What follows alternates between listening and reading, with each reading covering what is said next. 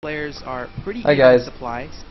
Okay, I just had the King of the Hill top 200 going in the background. I'm just going to mute it for now. And continue with my thoughts. There was one other piece I forgot to mention, the IEM Poland, Taiwan, and Korea qualifiers. I don't want to disclose too much information, but the original date that we had confirmed for it did get changed, and that is what's driving me absolutely nuts right now. It is a publicity opportunity, and I am basically going to be the Chinese caster for it, if we can ever get a date for it confirmed. The one thing that is, however, coming up as the most, I want to say like the most prevalent problem in my mind would definitely have to be hands down just when is it going to happen, because I'm afraid it'll be a last minute notice that I'm going to get for this. And like it's a publicity stunt, it's an opportunity. It could get me, like last time I remember casting the IEM Taiwan and Korea qualifiers, I actually got 100 additional followers. I was just absolutely sleepy though. Like everyone was telling me, "兵哥喝多一点 Monster, drink a little more Monster, Ben," you know, that kind of thing.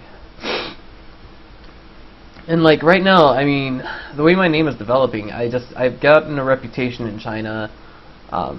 Taiwan, of course, everyone who plays StarCraft in Taiwan knows who I am, I think.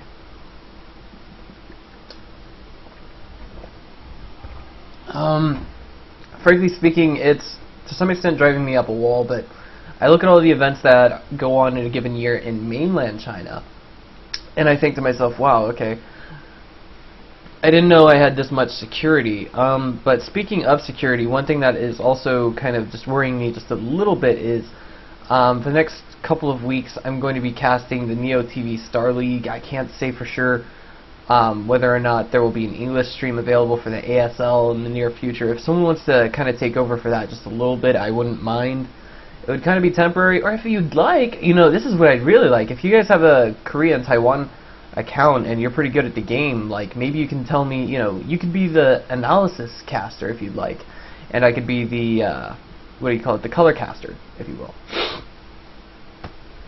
Frankly speaking, my in-game knowledge is a little lacking, but as we are progressing through the round of 32, we're going to see more and more Biao-Jun kind of strategies. We're going to see more and more strategies that are typical of what you would see in a, like, I don't want to say none of the guys who played before were pro, but of course each region does seem to have its own differences, as we have seen with that one game that I brought up in my TeamLiquid.net blog between Loner and another guy, where he basically made 5 factories instead of just maybe, I don't know, 2 or 3 factories, with what do you call them? Excuse me, reactors on them. So I mean, like, each place seems to have its own regional strategy. I want to say that the Chinese server has some of the most bizarre strategies. I could go into that later if anyone's ever watching my stream and they want an explanation in English as to what I'm talking about. But above all else, I also want to go back to the IEM qualifiers for the Poland event, the Taiwan and Korea qualifiers, basically. The last IEM Taiwan and Korea qualifier series was the IEM Singapore Taiwan and Korea qualifiers, and I feel that was a sort of a slight flop. The viewership could have been better.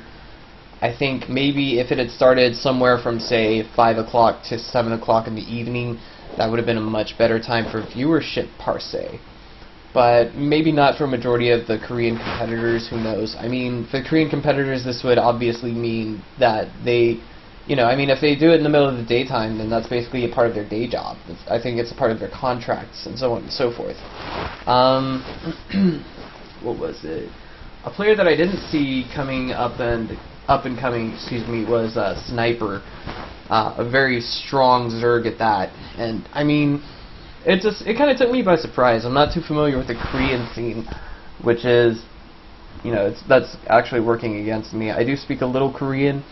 My skills with Korean are actually quite weak compared to, say, my Chinese. If you throw anything at me StarCraft related, basically I can understand it in Chinese, as long as it's more written, not so much verbal. My spoken Chinese really needs a lot of work, which is probably why I'm doing mostly monocasting in Chinese. Lately, like, I want to say my commitments to the Rush clan have been slipping just a little bit. Like, I mean, I've just been having so many different casting gigs to go with now. Like, it seems that I've had no time for clan matches, clan wars, things of that nature, and it's just, it's driving me crazy to some extent, you know. Originally, I thought I had a commitment to the Taiwanese StarCraft 2 scene, but now I see that there's so much more stuff to do for you know, just Chinese StarCraft 2 and events that are taking place in China as a whole. I really never saw this coming. But after a little more brief research with Mars TV and one of the events they managed, it turns out they actually did the WEM 2012. Let me see here. Am I in the right scene? yes, I am. Here's another tab I found after, you know, this is an event that took place back in October. This is the WEM Masters competition StarCraft 2 event, and basically Leonot took the cup. Sase did really well. He was exceptionally strong in this, especially coming in as a European player. Of course, hailing from Sweden and taking away $2,000 US with him. That's really not bad. But overall, I kind of underestimated the gauge for the Chinese SC2 scene, if not just the events that are taking place in mainland China. Of course, the biggest thing that I remember in the aftermath with one of the interviews with some of the bigger guys was, this is the aftermath of the Battle.net World Championship that I'm talking about, of course.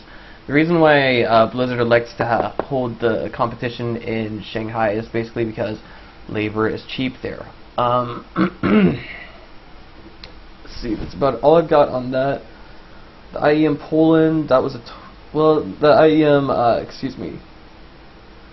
So, like, basically the TLDR version for this is IEM Poland, Taiwan and Korea qualifiers is giving me just a little anxiety. I do have a day job, so I have to make sure that it doesn't interfere with my day job. And secondly, I have to make sure that the viewership is going to be good.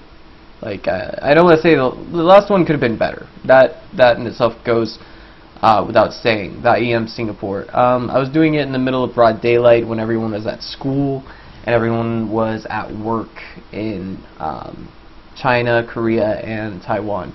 And as I said before, StarCraft 2 is basically a day job for most of our Korean competitors. So, I mean, there we go. That's about all I got.